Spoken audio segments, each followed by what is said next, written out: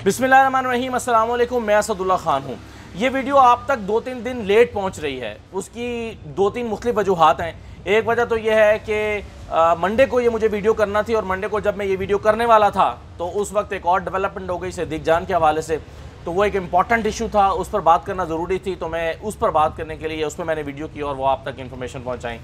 और फिर दूसरा मसला ये है कि मैं कश्मीर के बाद उन इलाकों में काम कर रहा हूँ आजकल कश्मीर इलेक्शन की वजह से, जहाँ पर सिग्नल्स नहीं है, इंटरनेट नहीं चलता, इवन मोबाइल सिग्नल्स भी नहीं है। वादी नीलम में जैसे कि एक मखसूस नेटवर्क चलता है जो मेरे पास नहीं था। तो ऐसे में ये वीडियो 2-3 दिन ताख़ीर का शिकार हो गई। लेकिन मैं चाहता था कि कासिम खान साहब अपनी जब रिटायर हुए हैं अपनी मुद्दत मुलाज़मत मुकम्मल करके, तो उनके करियर पर एक नज़र डाल ली जाए और जो इंपॉर्टेंट चीज़ें पिछले कुछ अर्से में रही हैं।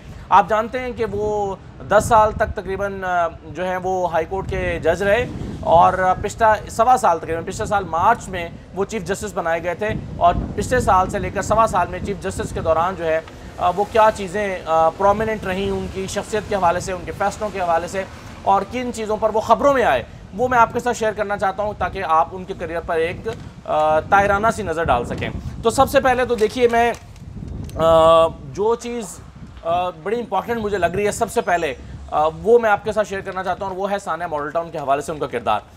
JIT, आप जानते हैं कि नई JIT बनाने का हुक्म दिया गया, उस नई JIT पर कंट्रोवर्सीज पैदा हो गई और उस पर जो है अहमद अवैस एडवोकेट साहब जब पेश हुए तो अदालत और अहमद अवैस एडवोकेट साहब के साथ एक तल्ख कलामी भी हुई।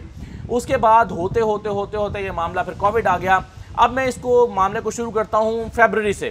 फरवरी में कई महीने के बाद जब इसकी समाअत मुकर्रर हुई तो फुल कोर्ट बैठा हुआ था, चीफ जस्टिस कासिम खान वहाँ पर मौजूद थे और सरबराही कर रहे थे उस बेंच की। तो चीफ जस्टिस कासिम खान साहब ने ये कहा कि हम इसकी डे टू डे हेयरिंग करना चाहते हैं, बहुत लेट हो चुका है। तो आजम तारड़ साहब ने कहा कि सेनेट के इलेक्शन हैं, मुझे 2-4 दिन बस दे दें। तो चीफ जस्टिस कासिम खान साहब ने कमाल मेहरबानी करते हुए 2-4 दिन नहीं, 1 महीना दे दिया। हालांकि आजम तारड़ साहब कहते कि नहीं, आप इसको 2-4 दिन में कर सकते हैं, मैं उसके बाद अवेलेबल हो जाऊंगा। तो कासिम खान साहब ने कहा कि नहीं, 15 मार्च से हम इसको डे टू डे बेसिस पे करेंगे। फिर 15 मार्च आया तो 15 मार्च को सब इंतजार कर रहे थे कि अब सानिया मॉडल टाउन के केस की समाअत रोजाना की बुनियाद पर होगी, जो कि नहीं हुई। मार्च गुजर गया, अप्रैल गुजर गया। अप्रैल के आखिर में ये केस एक दफ़ा फिक्स हुआ। जब मैंने वीडियो की थी और मैंने कहा था कि ये केस जो है फिक्स क्यों नहीं हो पा रहा, तो फिर ये केस फिक्स हुआ। लेकिन उसके बाद जो है उस दिन इसकी हेयरिंग नहीं हो सकी। उस फुल कोर्ट में से फुल बेंच में से एक जज थे, वो छुट्टी पर थे, और उसके बाद दोबारा ये कभी केस फिक्स नहीं हुआ। तो चीफ जस्टिस कासिम खान साहब जो हैं वो 1.25 साल में इस केस के ऊपर एक कदम भी आगे ना बढ़ा सके, बल्कि कुछ लोग तो ये कहते हैं कि कासिम खान साहब जो हैं उनके चीफ जस्टिस होने के दौरान ये केस जो है वो आगे नहीं बढ़ाया गया। तो इसमें मैं नहीं कहता कि कासिम खान साहब की कोई इंटेंशन होगी कि केस आगे ना बढ़े, लेकिन बहरहाल ये वो चाहते हुए भी और ऐलान करने के बावजूद भी इस पर कोई कदम ना उठा सके। अब आगे आइए, चीफ जस्टिस कासिम खान साहब ने जो है वो उनका स्टेटमेंट जो है वो बड़ा मशहूर हुआ। उन्होंने कहा कि मेरी और मेरी फैमिली को पुलिस से ख़तरा होगा मेरी रिटायरमेंट के बाद, और पुलिस मेरी ज़िंदगी अजीरन कर देगी। कासिम खान साहब ने कहा कि मेरी ज़िंदगी पुलिस अजीरन कर देगी। अब इसको बहुत हाइप मिली, सोशल मीडिया पर इसकी बड़ी कवरेज हुई, इस पर बड़ी जो है वो कुछ किसी हद तक उन पर तनकीद भी हुई कि आप ऐसा क्या है कि आप पुलिस पर इतना बड़ा इल्ज़ाम लगा रहे हैं कि पुलिस आपकी ज़िंदगी अजीरन कर देगी। तो कई मरतबा हमने देखा कि कासिम खान साहब ऐसे रिमार्क्स देते रहे कि जिस पर शायद वो खुद भी बाद में सोचते होंगे कि शायद उन्हें ये नहीं कहना चाहिए था। ऐसे ही उन्होंने DHA के हवाले से, फ़ौज के हवाले से भी कह दिया। ब्रिगेडियर साहब के DHA के कहाँ हैं ब्रिगेडियर साहब, उनसे कहिए ब्रिगेडियर सती किधर हैं, ब्रिगेडियर सती को कहें अपने स्टार और टोपी उतार कर लिए अदालत में कर पेश आए, हो सकता है उनको जेल जाना पड़े। और ये रिमार्क्स भी उन्होंने दिए कि DHA की ज़मीन पर, लाहौर हाईकोर्ट की ज़मीन पर DHA ने कब्जा कर रखा है। लेकिन अगले दिन जब उनको पता चला कि ये तो ज़मीन लाहौर हाईकोर्ट DHA के दरमियान स्वैप हो चुकी थी, इसका एग्रीमेंट मौजूद है, इसका लेटर मौजूद है, तो अगले दिन जो है वो उन्होंने ब्रिगेड सती के हवाले से एक लफ्ज़ भी ना कहा। और वो मैंने पूरा आपको रिपोर्ट किया था कि उनका लहजा बड़ा धीमा था, शायद उनको एहसास हुआ कि कल वो बड़ी ज़्यादती कर गए हैं। तो इस तरह भी होता रहा कि chief justice Lahore high court Qasim Khan sahab ऐसे रिमार्क्स दिया करते थे जिसके बाद जो है वो, मतलब मिसाल के तौर पर यह कहना कि मैं किसी से डरता नहीं हूँ, मैं किसी को भी जेल भिजवा दूंगा। तो इस तरह के रिमार्क्स जो हैं वो देते रहे, जिसका मेरा ख्याल है अदालती कार्रवाई के साथ कोई ताल्लुक नहीं था। यानी फैसला जो आप तहरीर कर देते हैं, चाहे वो नर्म लहजे में भी तहरीर करें, वो फैसला होता है। आप जितने मर्जी सख्त रिमार्क्स दे दें, वो रिमार्क्स अगर उस पर अमल दरामद ना हो तो इससे कोई फ़ायदा नहीं होता। अच्छा, मैं आपको ये भी बताऊं कि पंजाब की मातहत अदालतें जो हैं उसमें 7.5 लाख केसेस अल्तवा का शिकार हैं और 1200 जजेस की ज़रिए अदालतों में कमी है। और इस कमी को दूर करने के लिए और ये जो केसेस का अल्तवा है इसको खात्मे के लिए chief justice Lahore high court कोई किरदार अदा नहीं कर सके। उन्होंने कोई इनिशिएटिव नहीं लिया। एक होता है ना कि आपने किरदार अदा करने की कोशिश की लेकिन हो नहीं पाया, बल्कि ऐसा था कि उन्होंने कोई किरदार अदा करने के लिए कोई इनिशिएटिव भी नहीं लिया, जिसके नतीजे में पंजाब की मातहत अदालतों में 7.5 लाख केसेस अल्तवा का शिकार है और 1200 जजेस की ज़रिए अदालतों में कमी है। अच्छा, फिर मैं आपको जो चीफ जस्टिस कासिम खान साहब के हवाले से पिछले चंद महीनों में बड़ी चीज़ इंपॉर्टेंट एक डेवलपमेंट हुई, वो ये कि उन्होंने अचानक से नैब के जजेस की और एंटी जो इंसदाद मनशियात के जजेस हैं उनकी और बैंकिंग कोर्ट से जजेस की ट्रांसफ़र कर दी। और ये 150 के करीब ट्रांसफ़र्स थी और ये out of the turn transfers की गई, यानी अभी इनकी बारी नहीं आई थी और इनको अभी ट्रांसफ़र होने के लिए मुद्दत पूरी नहीं हुई थी और इनके ट्रांसफ़र्स कर दी गई। और ये ट्रांसफ़र जो हैं ये इस अंदाज में की गई कि उसके बाद यानी नैब कोर्ट में मार्च में ट्रांसफ़र हुई, उसके बाद नए जजेस नहीं आए और जो मुल्ज़िमान थे वो हाई कोर्ट के पास गए कि जी हमारा तो ट्रायल ही नहीं हो रहा, हमारा ट्रायल रुका हुआ है, तो आप हमें ज़मानतें दें, और उनकी ज़मानतें हुई। तो इस पर इल्ज़ाम ये लगा कि ये जो ट्रांसफ़र्स हैं ये शायद किसी मकसद के तहत की गई हों। मैं ये नहीं कहता, लेकिन सोशल मीडिया पर ये बहुत शोर मचता रहा कि ये जो ट्रांसफ़र्स हैं इसका इस ट्रांसफ़र से फ़ायदा हुआ है। मैं ये नहीं कहता कि फ़ायदा पहुंचाने के लिए ट्रांसफ़र हुई, लेकिन इन ट्रांसफ़र से मुल्ज़मान को फ़ायदा हुआ और अभी तक भी उनकी जगह पर मुतबादल जजेस जो हैं वो नहीं आ सके। फिर एक बड़ी इंपॉर्टेंट चीज़ जो है वो जाते जाते chief justice Lahore high court justice Qasim Khan sahab ने कोशिश की कि वो जुडिशल अलाउंसेस को पेंशन का हिस्सा बनाकर जाएं, और इस सिलसिले में आखिरी दिन भी उन्होंने समाअत की और शाम 5 बजे भी इस पर मैंने वीडियो भी की थी कि उन्होंने वज़ीर आला पंजाब को तौहीन अदालत का नोटिस सर्व करने और तौहीन अदालत के इल्ज़ाम में सज़ा देने पर का जो है वो उनको इंदिया दिया और धमकी दी और कहा कि मैं इनको बुलाकर तौहीन अदालत लगाऊंगा, वरना ये फ़ौरन 2 दिन के अंदर अंदर जो पेंशन जुडिशल अलाउंसेज हैं वो पेंशन का हिस्सा बनाए जाएँ।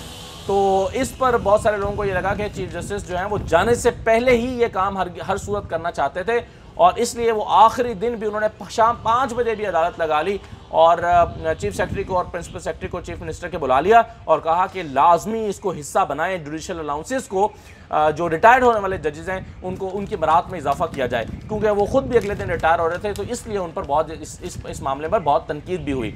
इसके अलावा एक और बड़ा इंपॉर्टेंट चीज़ है जिसमें कुछ लोग समझते हैं कि चीफ जस्टिस कासिम खान साहब को सुबकी का सामना करना पड़ा, और वो मामला ये था कि मुख्तलिफ अज़्ज़ा में जो मातहत अदालतें हैं वहाँ पर असामियाँ निकाली गई और उस पर भर्तियाँ हुई, और ये सैकड़ों भर्तियाँ थीं जो चीफ जस्टिस कासिम खान साहब के दौर में हुई और उन्हीं का इनिशिएटिव था, जिसमें स्टेनो थे, ड्राइवर थे, यानी जो लो लेवल की भर्तियाँ थीं काफ़ी ज़्यादा। अब ये भर्तियाँ हो गई तो उसमें एक अली शेर नामी शहरी आए, उन्होंने दरख्वास्त दी और उन्होंने ये दरख्वास्त दी कि ये भर्तियाँ जो हैं वो मेरिट के ख़िलाफ़ हुई हैं, और मुल्तान बेंच के जस्टिस शाहिद जमील साहब ने ये केस सुना और उन तमाम भर्तियों को कलअदम करार दे दिया गया।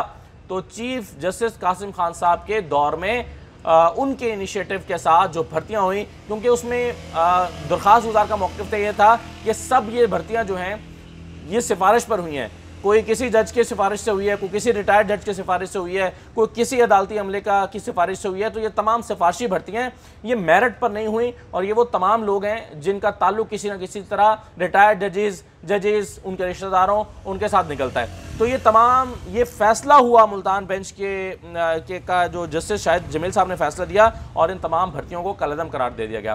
फिर जस्टिस कासिम खान साहब जो हैं उनकी बेटी की शादी भी बड़ी ज़ेर बहस रही, और जस्टिस कासिम खान साहब की बेटी की शादी में बहुत सारे पॉलिटिकल शख्सियात ने शिरकत की, बिलावल आए, और उनकी बेटी की शादी जो है वो बहुत ज़्यादा तनकीद की जद में रही कि जस्टिस कासिम खान साहब जो हैं उनकी शादी एक पॉलिटिकल शादी हो गई और सियासी शख्सियात ने उसमें बहुत बड़ी तादाद में शिरकत की है, तो इस पर भी एक बहुत ज़्यादा बहस रही।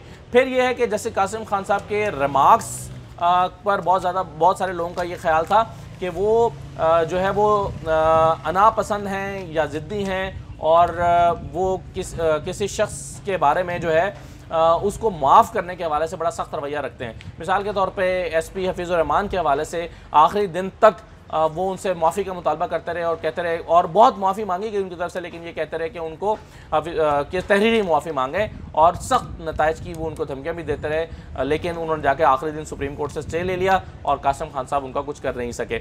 लेकिन ऐसे में हमने कई दफ़ा देखा कि वो मुख्तलिफ लोगों को बड़े सख्त किस्म के रिमार्क्स के साथ जो है वो धमकियाँ देते रहे कासिम खान साहब। तो ये उनका एक करियर था। एक दफ़ा, अच्छा, मैं किसी भी जज के किसी भी पॉलिटिकल एफिलिएशन का, जो कि बहुत ज़्यादा लोग बात करते हैं, मैं उसका कायल नहीं हूँ कि मैं कहूँ कि फ़लाँ जज की फ़लाँ पॉलिटिकल एफिलिएशन थी या उसकी तरफ माइल्ड था या उसके केसेस में हमें ये नज़र आता है, तो मैं इस चीज़ का कायल नहीं हूँ। लेकिन एक मरतबा एक वाक़या मैं आपके साथ ज़रूर शेयर करना चाहता हूँ। वो बहरहाल पॉलिटिकल सियासी शख्सियत का एहतराम ज़रूर करते थे। एक दफ़ा यूँ हुआ कि मरियम नवाज़ साहबा जो हैं वो उनकी कोर्ट में पेश हुई। अदालत खचाखच भरी हुई थी, जगह नहीं थी। तो मरियम जैसे ही कमरा अदालत में दाखिल हुई, कासिम खान साहब ने उनको देखा और फ़ौरी तौर पर अपनी समाअत रोक कर ये कहा, हालांकि मरियम को देखकर ख़ुद भी कई वकील जो है वो खड़े हो जाते हैं और उनकी पार्टी के भी लॉयर्स विंग के भी कुछ लोग होते हैं, वो भी खड़े होते हैं, उनको जगह दे देते। लेकिन कासिम खान साहब ने कहा कि उठें भाई, जगह दें, मरियम नवाज़ साहबा आई हैं, इनको जगह दें आप। तो उन्होंने उनका बड़ा एहतराम किया, उनकी बड़ी जो है वो तकरीम की और उनको वहाँ पर इज़्ज़त और एहतराम के साथ वहाँ पर बिठवाया।